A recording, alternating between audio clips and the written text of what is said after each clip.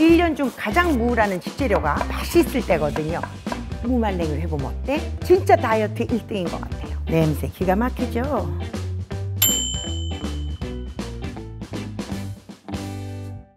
어서 오세요. 아유, 날이 점점 추워지죠?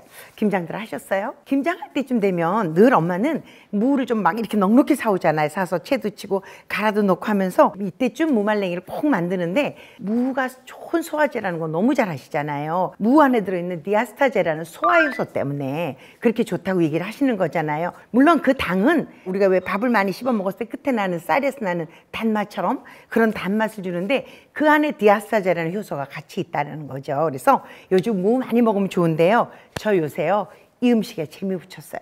제가 이 채칼을 쓰는 걸 뭐 음식 하는 데는 정말 원치 않지만, 이 무말랭이 채 만드는 데는 그저 그만이에요. 잡채 너무 좋아하지만 그 고구마 당면이 주는 소화 안 됨도 전 좀 그렇고, 잡채가 기름에 볶는 것들이라 그렇지 않아도 기름진데 탄수화물까지, 그래서 무말랭이를 해보면 어때? 기가 막혀요. 진짜 다이어트 1등인 것 같아요.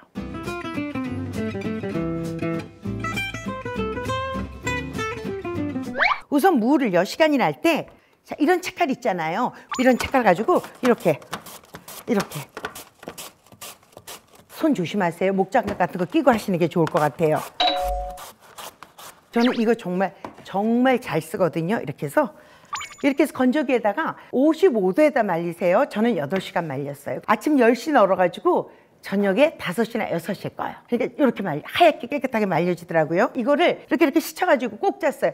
가는 거라서 금방 불어요. 이렇게 되더라고요. 재료는 똑같아요. 그냥 넣고 싶은 대로 넣으시면 되는 건데, 양파, 피만, 당근. 근데 여기에 어떤 거라도 넣으세요. 이 당근향 같은 거는요, 선생님 몇 그램에 몇 그램 이렇게 묻지 마세요. 그냥 이거는 넣고 싶은 대로 넣어요. 그렇게 중요하지 않아요. 저는 오늘 무말랭이 원래 말렸던 걸 50g만 하겠습니다. 50g 불려놓으면 한 600g 정도 돼요.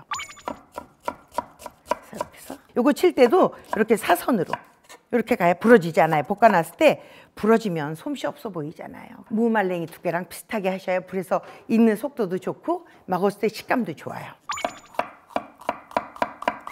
그래서 한 2mm 두께로 저는 다 썰 거예요.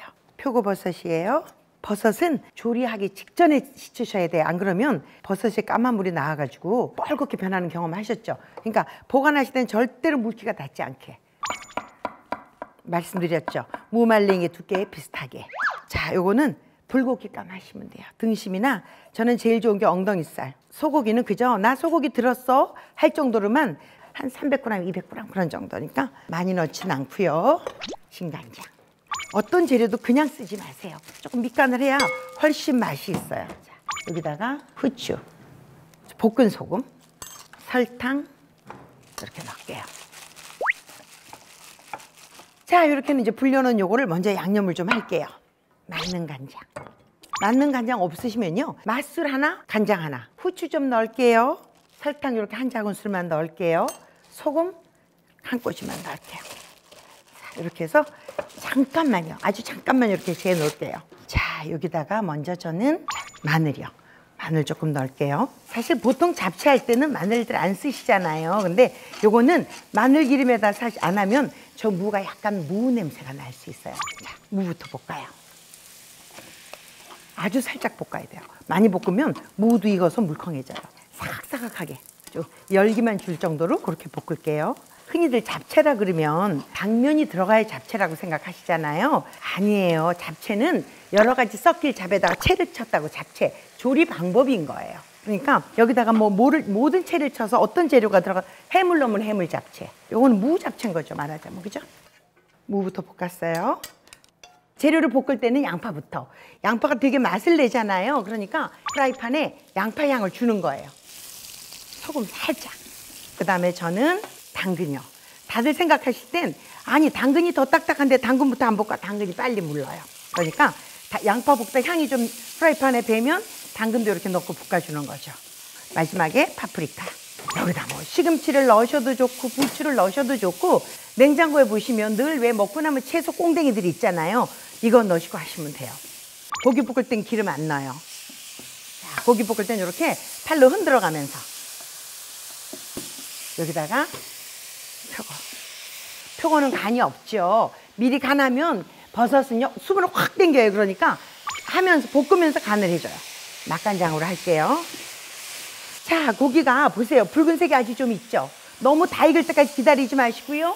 고기가 약간 붉은색이 있을 때 볶아 넣었던 것들을 다시 넣어요. 제가 아까 고기 볶을 때 기름 넣지 마세요 한 게 지금 이렇게 해서 무가 들어갈 거니까 무 볶으면서 수분이 나왔잖아요. 그 수분을 이용하는 거예요. 자, 이렇게 해서 이제 한꺼번에 간을 다 할게요. 이게 굳이 무라서 다른 채소를 많이 넣을 필요는 없어요. 어차피 채소니까.